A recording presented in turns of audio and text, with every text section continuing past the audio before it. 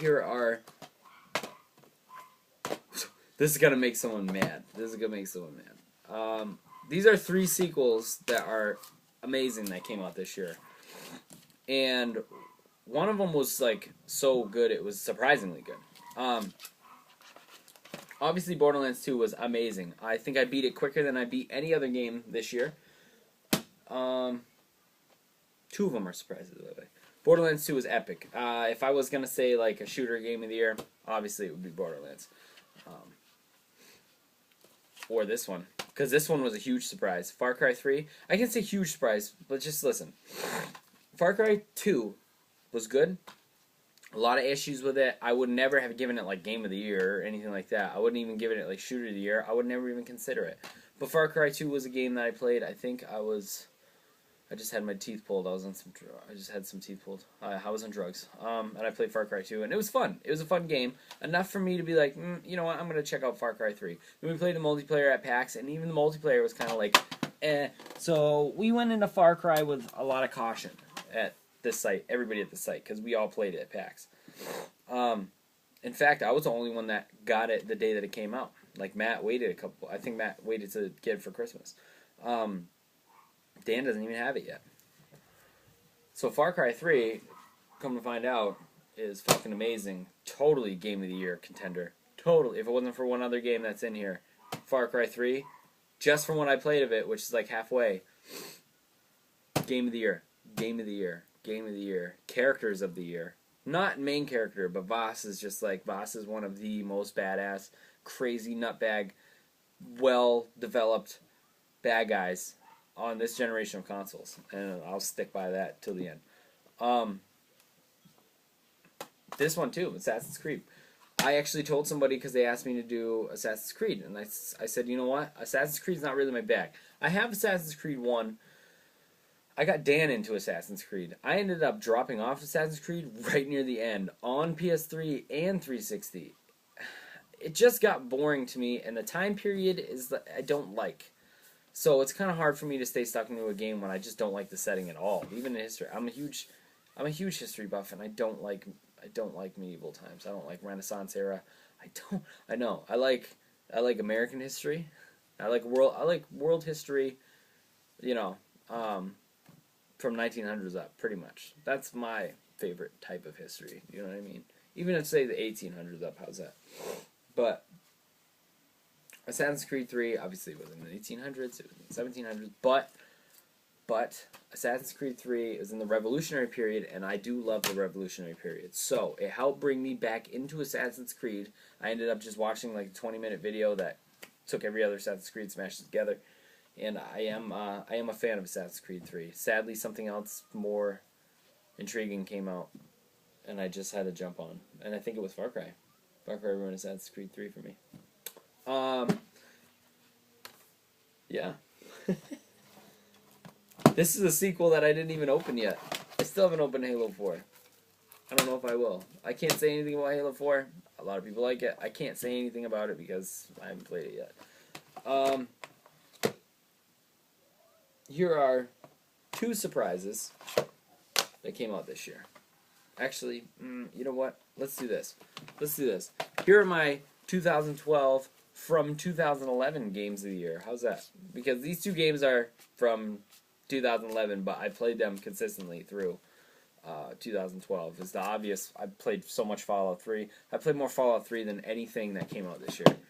This year alone, I played more Fallout 3 than I played anything. Anything in here. I don't think I put 80 hours into any of these games, but I did in Fallout 3. And then The Witcher. I finally went back and started playing it. Actually, Witcher came out this year. No, it says 2011. Damn it. Well, guess what? I played it this year, which is amazing. Geralt, oh my god, he is such a badass character. I've never had a game actually make me want to pick up one of the books before, but since The Witcher is the game's based off of a book series, I actually want to check the book series out. It's an amazing game. I find it a bit difficult.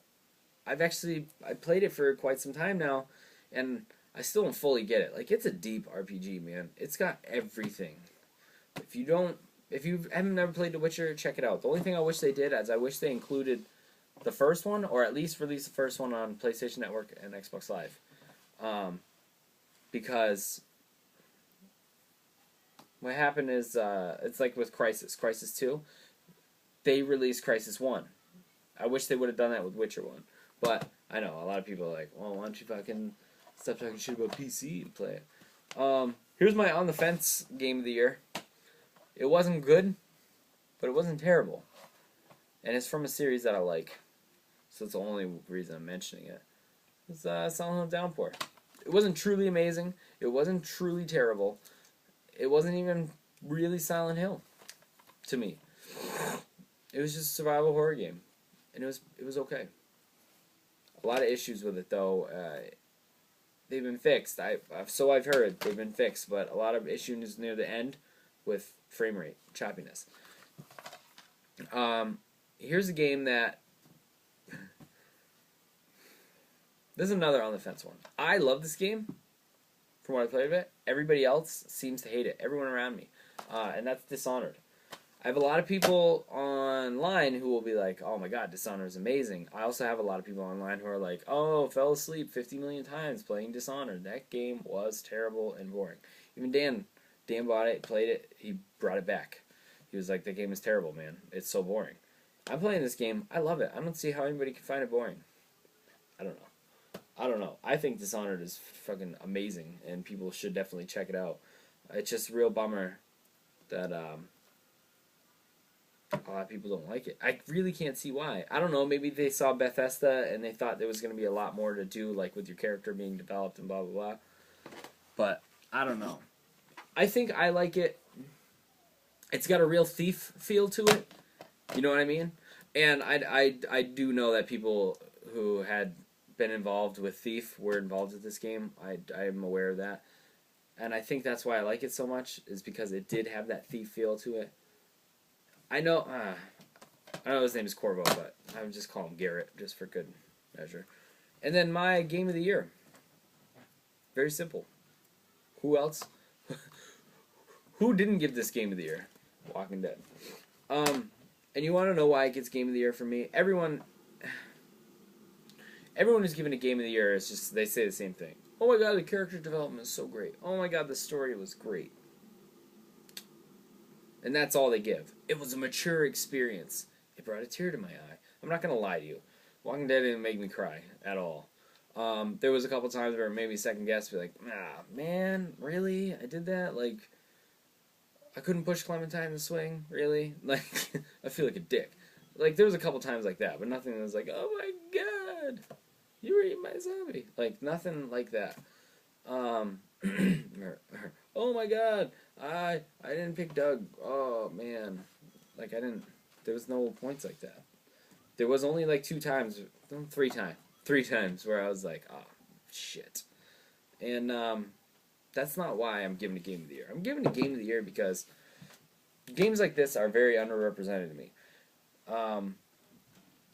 On consoles. I know they're all over the place on PC, but in essence, this game is just a point and click. It's a point and click game. And the fact that a point and click game has got so much attention, and it does have an amazing story, and it's got good characters to back it up. And the last game that came out like that was a big release was Heavy Rain. And Heavy Rain, while it was good, had a lot of fucking flaws to it, especially in the whole point of acting. So the fact that a game like this came out and all the American actors actually sounded like they were American, that was pretty amazing. And Lee is a relatable character. And Clementine, I mean, she's pretty mature for an 8-year-old, but, you know, Walking Dead's not without its issues.